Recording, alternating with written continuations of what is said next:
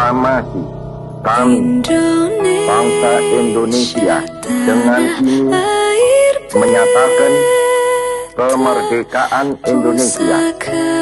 Hal-hal yang mengenai pemindahan kekuasaan dan lain-lain diselenggarakan dengan cara saksama dan dalam tempo yang sesingkat-singkatnya.